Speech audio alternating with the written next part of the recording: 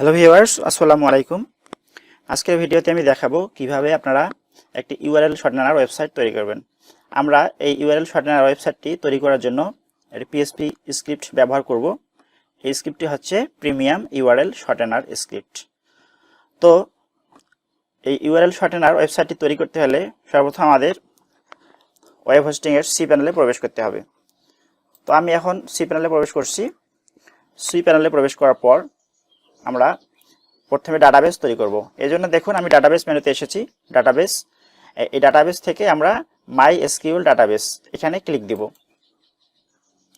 আচ্ছা, এরপর আমরা একটি ডাটাবেস তৈরি করব। এখানে দেখুন লেখা আছে ক্রিয়েট নিউ ডাটাবেস। তো ক্রিয়েট নিউ ডাটাবেস, এখানে আমি একটি ডাটাবেসের নাম লিখব। তো আমি দিলাম টেস্ট লিঙ্ক। তো এরপর ডাটাবেস নাম দেওয়ার পর ক্রিয়েট ডাটাবেস লেখাতে ক্লিক করতে হবে। হ্যাঁ, দেখুন আমার ডাটাবেস তৈরি হয়ে গেছে। আমি গো ব্যাক দিলাম। হ্যাঁ, এরপর আমরা ইউজার তৈরি করব। এই জন্য এই যে ক্রিয়েট নিউ ডাটাবেস পেজটি আছে, এই পেজে আমরা স্ক্রল করে নিচে আসব। হ্যাঁ, নিচে আসার পর দেখুন MySQL user add new user, এখানে এসে আমরা ইউজার নাম লিখব। তো আমি ইউজার নামও আগেরটাই লিখতেছি, টেস্ট লিঙ্ক। এরপর আমরা পাসওয়ার্ড লিখব।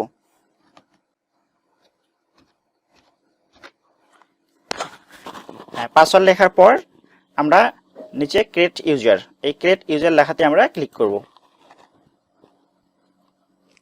হ্যাঁ, আমার ইউজার তৈরি হয়ে গেছে। আমি ব্যাক করলাম। ব্যাক করার পর আমাদের আবার একটু নিচে আসতে হবে। স্ক্রল করে নিচে আসার পর এই অপশনটি আসতে হবে, দেখুন অ্যাড ইউজার টু ডাটাবেস, এখানে আসতে হবে। এখানে আসার পর আমরা যে ডাটাবেস এবং ইউজার তৈরি করলাম সেটা অ্যাড করতে হবে। তো এই জন্য আমরা এখানে অ্যারো কিতে ক্লিক করব। ক্লিক করার পর আমরা যে ডাটাবেস তৈরি করলাম, ইউজার তৈরি করলাম টেস্ট লিঙ্ক, হ্যাঁ সেটা আমরা এখানে সিলেক্ট করব। সিলেক্ট করার পর আমরা অ্যাড লেখাতে ক্লিক করব। হ্যাঁ, এরপর যে ইন্টারফেস আসবে সেখানে আমরা এই দেখুন অল প্রিভিলেজ, এই অল প্রিভিলেজ এখানে আমরা টিক চিহ্ন দিয়ে দিব। টিক চিহ্ন দেওয়ার পর আমরা নিচে মেক সেন্স লেখাতে ক্লিক করব। মেক সেন্স, হ্যাঁ আমার হয়ে গেছে, সাকসেসফুল দেখাচ্ছে। আমার ডাটাবেসের সাথে ইউজার যুক্ত হয়ে গেছে। হ্যাঁ, আমি এখন ব্যাগে আসব।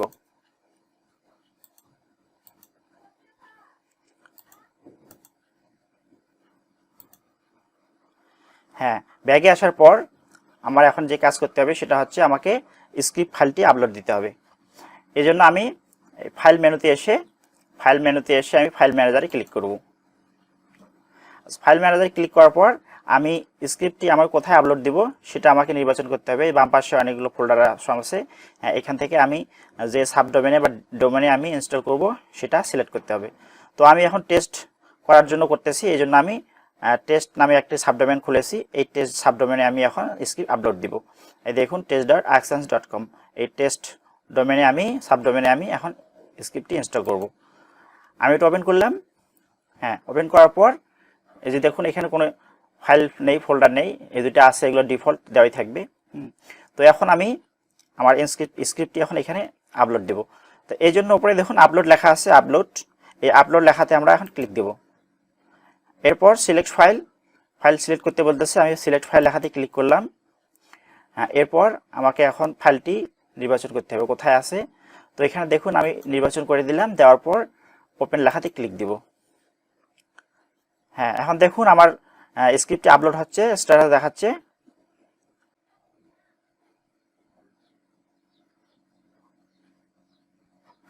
হ্যাঁ, আমার 100% হয়ে গেছে।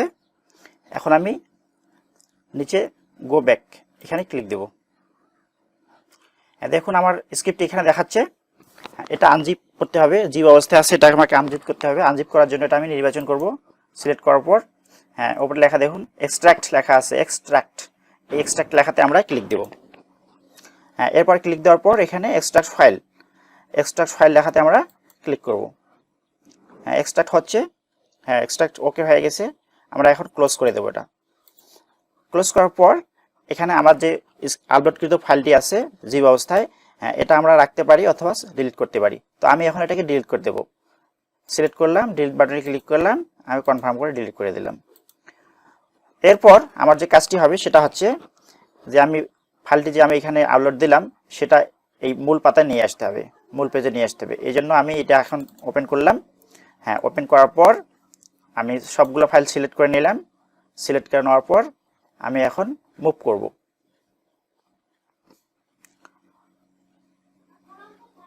এখন আমি মুভ করে নেব। তো আমি মুভ ফাইলে ক্লিক করলাম। হ্যাঁ, ক্লিক করার পর এখানে যে সাবডোমেনটি দেখাচ্ছে সেই সাবডোমেনটা আমাকে নির্বাচন করতে হবে। এই জন্য সাবডোমেনের অতিরিক্ত অংশ আমি কেটে দেব। আমি অতিরিক্ত অংশ কেটে দিলাম। হ্যাঁ, দেওয়ার পর আমি এখন মুভ ফাইলস লেখাতে ক্লিক দেব। হ্যাঁ, সব মুভ হয়ে চলে গেছে। এখন আমি ব্যাক করলাম। হ্যাঁ, দেখুন আমার এখানে চলে এসেছে সব মূল পেজে। আর যে ফোল্ডারে আমার ছিল সেই ফোল্ডারটি আমি ডিলিট করে দেব। ফাঁকা ফোল্ডার রাখার দরকার নেই। হ্যাঁ, আমার মুভ হয়ে চলে এসছে। তো এখন আমার এখানকার কাজ শেষ। হ্যাঁ, আমি এখন আমার সাইটটি সেট আপ করবো। হ্যাঁ, এই জন্য আমি একটি নিউ ট্যাব নিলাম। নিউ ট্যাব নিয়ে আমি আমার যে সাবডোমেন সেই সাবডোমেনে আমি এখন ঢুকবো।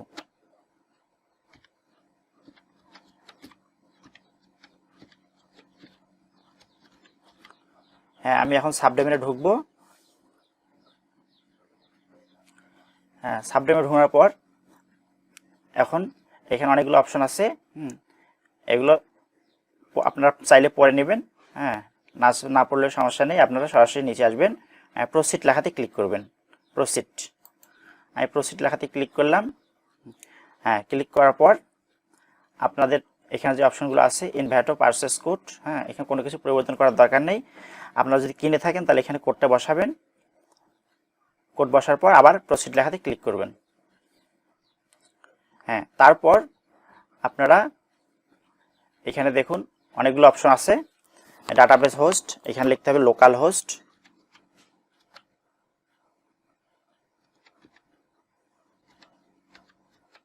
হ্যাঁ, লোকাল হোস্ট।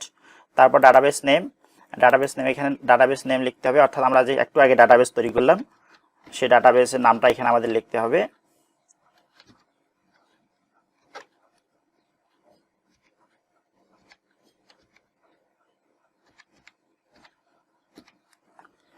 হ্যাঁ, আমি লিখছি ডাটাবেস নেম। আচ্ছা, এরপর ডাটাবেস ইউজার নেম যেহেতু একই ছিল এই জন্য আমি কপি করে নিচ্ছি। কপি করে নিয়ে এখানে আমি পেস্ট করে দিলাম। হ্যাঁ, তো অবশ্যই আপনার ডাটাবেস নেম লেখার সময় মনে রাখবেন যে আপনারা যে ডাটাবেসটি তৈরি করেছেন, হ্যাঁ, সেই নামের সামনে অবশ্যই, হ্যাঁ, এই যে আন্ডারস্কোর দিয়ে আপনার সি প্যানেলের ইউজার আইডিটি এখানে দিতে হবে। তো এরপর ডাটাবেস পাসওয়ার্ড, এখানে আমি পাসওয়ার্ড দেব, যে পাসওয়ার্ডটি আমি একটু আগে ইউজার তৈরি করার সময় করছিলাম সেই পাসওয়ার্ডটি আমি দিব।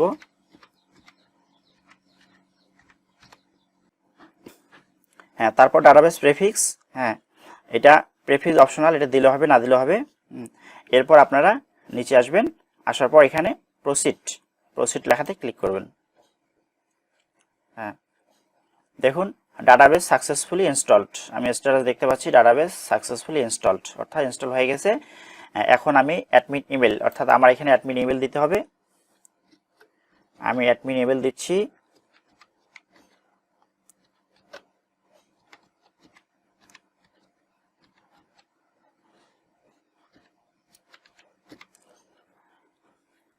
আমি অ্যাডমিন ইমেল দিলাম। আপনারা আপনাদের নিজস্ব ইমেল ব্যবহার করবেন, জিমেলও ব্যবহার করা যাবে। এখানে ইউজার নেম আমি অ্যাডমিন দিলাম, আপনারা আপনাদের নাম ব্যবহার করতে পারবেন। হ্যাঁ, তারপর এখানে অ্যাডমিন পাসওয়ার্ড দেবেন। এই পাসওয়ার্ড আপনাকে সবসময় মনে রাখতে হবে। হ্যাঁ, এটা দিয়ে আপনার সাইটে লগ ইন করতে হবে। হ্যাঁ, এই জন্য অবশ্যই একটু ভালো পাসওয়ার্ড দিবেন যাতে সহজে মনে থাকে।